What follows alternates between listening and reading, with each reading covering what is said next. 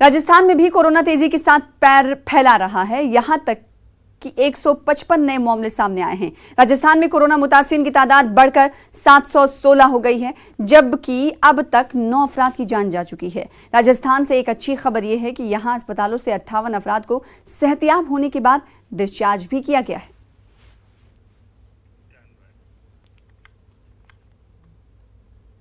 राजस्थान के चूरू में वाक़ नगीना मस्जिद के पास से गुज़िश्ता रोज एक शख्स को क्वारंटाइन किया गया था। इसकी रिपोर्ट पॉजिटिव आई। हालांकि ये नौजवान निजामुद्दीन मरकज से लौटी जमात के राब्ते में सीधे तौर पर नहीं आया था, लेकिन नगीना मस्जिद में उसका आना जाना था जहां जमात का क़याम था। हालांकि यहां तबलीगी जमात के सभी लोगों की रिपोर्ट निगेटिव आई है, लेकिन इस शख्स की रिपोर्ट पॉजिटिव आने से महकमे सेहत की परेशानियों में इजाफा हो गया है।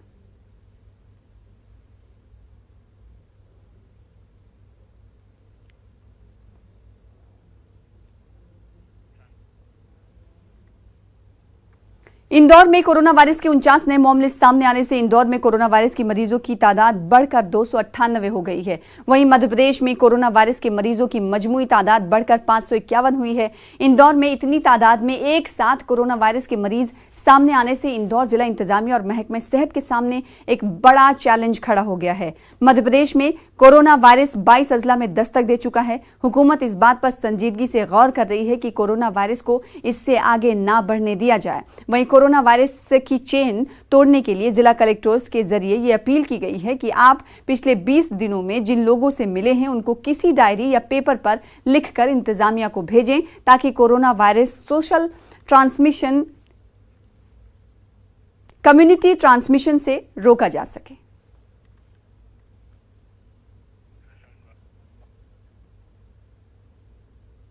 विशाखापट्टनम की पुलिस ने लोगों को कोरोना वायरस से बेदार करने के लिए मुहिम चलाई है, जिसमें पुलिस ने कहा है कि आपकी सिक्योरिटी हमारी जिम्मेदारी है, इसलिए घर में रहें, अपना ख्याल रखें, ताकि पूरा मुल्क इस मोहलिक वबा से निजात पा सके। विशाखापट्टनम पुलिस ने एक ART बनाई है, जिसमें कोरोना वायरस से बचने के तरीके शामिल किए गए हैं, जिसे घर में रहना है और सोशल डिस्टेंसिंग का ख्याल रखना है।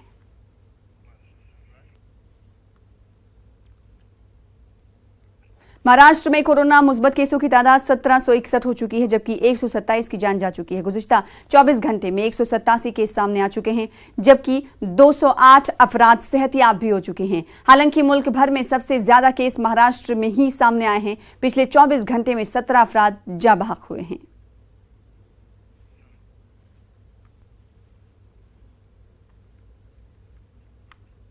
वहीं महाराष्ट्र के जौनपुर में लॉकडाउन के दौरान पुलिस ने बिला वजह घूम रहे लोगों को अनोखी सजा दी। पुलिस ने इन लोगों की आरती उतारी, फूल हार भी पहनाया और ताली बजाकर कहा कि कोरोना तुम्हारा कुछ नहीं बिगाड़ सकता, ऐसा तुम्हें लगता है, इसलिए हम आपका इस्तकबाल करते हैं।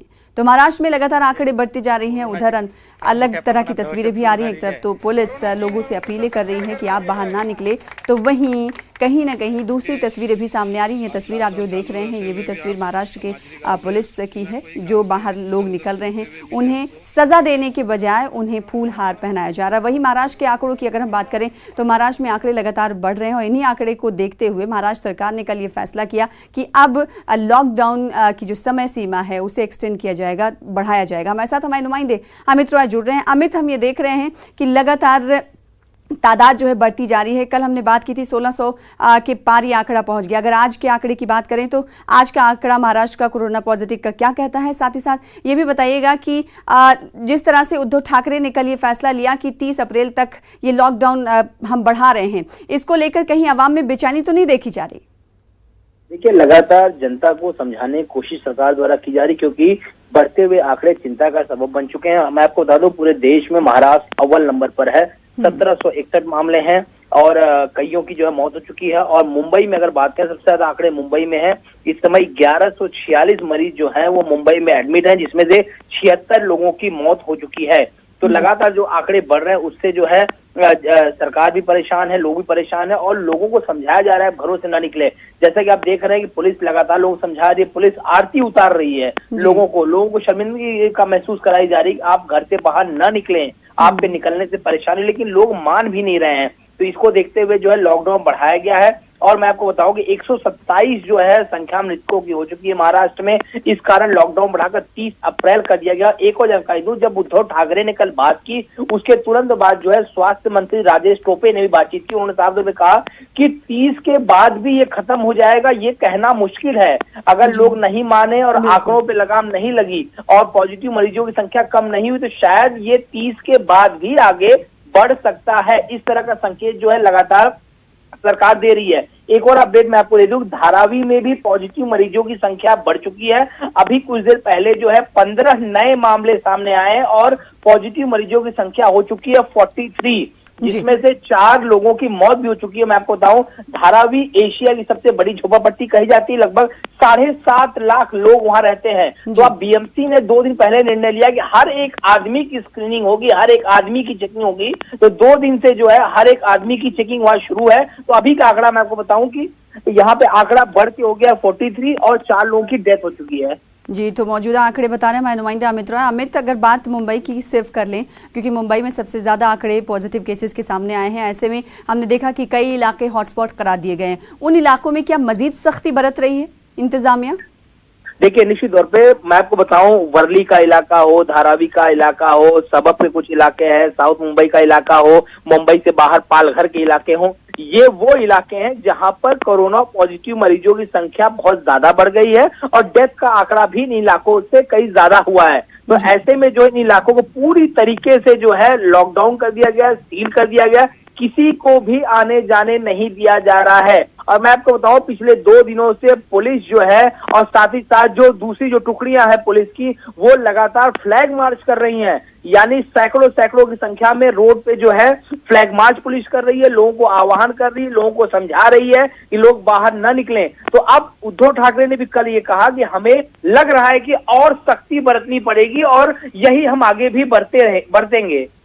जी अमित, एक सवाल और करना चाहेंगे। जिस तरीके से हम देख रहे हैं कि वजीर आजम नरेंद्र मोदी ने वीडियो कॉन्फ्रेंसिंग के जरिए कहा कि हो सकता है कि इशारे ये दिए हैं कि 30 तक तो बढ़ेगा ही, लेकिन ये भी नहीं कहा कि 30 से ज़्यादा नहीं बढ़ेगा, यानी 30 से आगे भी बढ़ सकता है ये लॉकडाउन। और साथ ही साथ ये भी खबरें सामने आई कि लॉकडाउन में कुछ छूट दी जा सकती है। तो महाराष्ट्र रियासत के हवाले से आपको क्या लगता है कि जो लॉकडाउन में छूट अगर दी जाती है तो क्या महाराष्ट्र रियासत के लिए सही होगा, क्योंकि आंकड़े महाराष्ट्र में सबसे ज़्यादा हैं?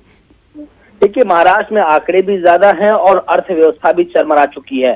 सरकारी अधिकारियों को वेतन देने के लिए भी जो है काफी मशक्कत करनी पड़ रही है। कई हिस्सों में उन्हें वेतन दिया जा रहा है।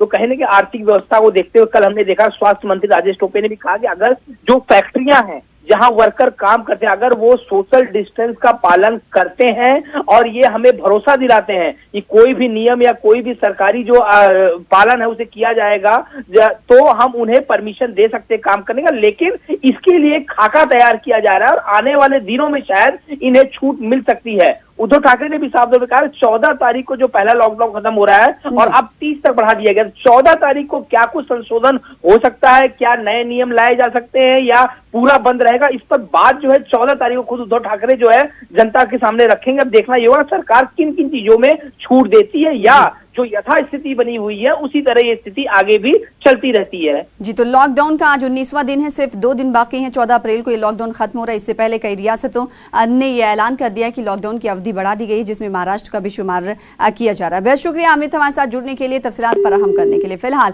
इसी के साथ रुकेंगे छोटे से ब्रेक के लिए, कुछ और खबरों के साथ जल्द लौटेंगे।